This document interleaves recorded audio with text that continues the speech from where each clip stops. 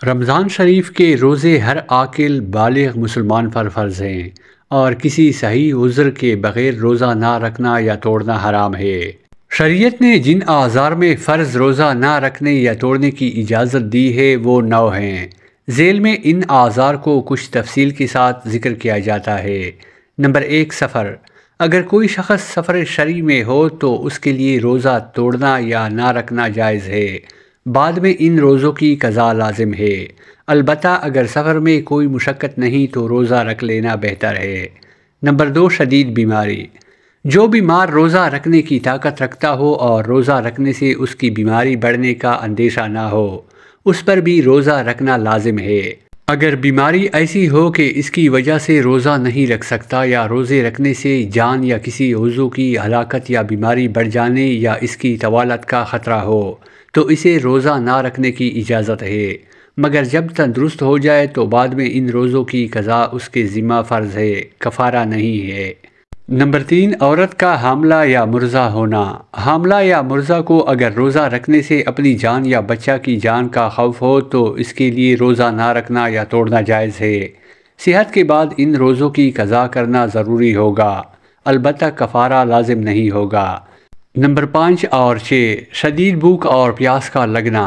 نہ کھانے اور پینے سے ہلاکت یا عقل کے نقصان کا اندیشہ ہو تو اس صورت میں روزہ توڑنا جائز ہے، البتہ بعد میں قضا لازم ہے، کفارہ نہیں ہے۔ نمبر 7، ہلاکت یا عقل کے نقصان کا خوف۔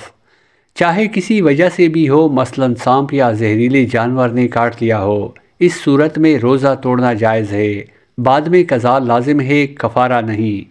نمبر 8، جہاد۔ اگر مجاہد کو یقین ہے کہ آج جنگ ہوگی اور دوران جنگ ضعف کا خدشہ ہو تو اس کے لیے بھی افطار جائز ہے، بعد قضا لازم ہے، کفارہ نہیں۔ نمبر 9، اکراہ، یعنی اگر کوئی زبردستی کھانے پر مجبور کرے لیکن نہ کھانے کی صورت میں قتل، کسی عضو کے تلف یا تکلیف دہ مار کا اندیشہ نہ ہو تو روزہ توڑنا جائز نہیں ہے، اور اگر مذکورہ خطرات کا اندیشہ ہو تو روزہ توڑنا جائز ہے، اور ان مذکورہ خطرات پر صبر کر لیتا ہے تو عند اللہ ماجور ہوگا۔ نیز یہ واضح رہے کہ نفلی روزوں میں مذکورہ اعذار کے ساتھ ساتھ ضیافت مہمان اور میزبان دونوں کے لیے عذر ہے۔ اس کی تفصیل یہ ہے، اگر کسی شخص کے پاس کوئی مہمان آئے اور اس دن وہ شخص یعنی میزبان نفل روزے سے ہو، اور مہمان ایسے ہوں کہ اگر میزبان ان کے ساتھ کھانے میں شریک نہ ہو تو ان کو برا لگے گا۔ اس طرح اگر کوئی شخص کسی کا مہمان بنے یا کوئی شخص اس کی کھانے کی دعوت کرے اور وہ شخص روزے سے ہو، اور اس صورت میں اگر یہ شخص کھانا نہ کھائے تو میزبان یا داعی کو برا لگ سکتا ہے، تو اس شخص کے لیے نفل روزہ توڑ کر کھانا کھا لینے کی گنجائش ہے، کوئی گناہ نہیں ہوگا، لیکن اس پر ضروری ہے کہ آئندہ اس کے بدلے میں ایک روزے کی قضا کرے۔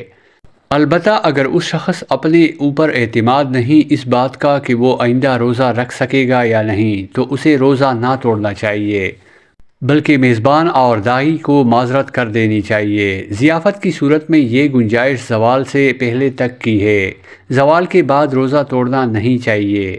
جہاں تک حیض و نفاس کی بات ہے تو عورت کو حیض و نفاس کی حالت میں روزہ رکھنا جائز ہی نہیں۔ روزہ رکھنے کے بعد حیض اور نفاس کا خون آنے سے روزہ ٹوٹ جاتا ہے، مگر رمضان شریف کے بعد اتنے دنوں کی قضا اس پر لازم ہے۔ نیز واضح رہے کہ جان بچانا فرض ہے، اس لیے اگر اپنی جان یا بچہ کی جان کو خطرہ ہو تو اس صورت میں روزہ توڑنا فرض اور واجب کے درجہ میں ہوگا۔ ہاں، سفر وغیرہ میں جہاں جان کا خطرہ نہیں وہاں روزہ توڑنا جائز ہے، البتہ رکھنا بہتر ہے۔ جہاں تک حیض اور نفاس کی بات ہے تو اگر ان ایام میں روزہ آ گئے تو اس میں تو روزہ ہوگا ہی نہیں، اور اگر دوران روزہ شروع ہو گئے تو روزہ از خود ٹوٹ جائے گا۔ نیز انسان پر کھانا پینا شرعاً فرض و لازم ہے۔ قدرت کے باوجود اگر کوئی شخص کھانا پینا چھوڑ دے یہاں تک کہ مر جائے یا اتنا کمزور ہو جائے کہ واجبات بھی ادا نہ کر سکے، تو یہ شخص عند اللہ مجرم و گناہگار ہوگا۔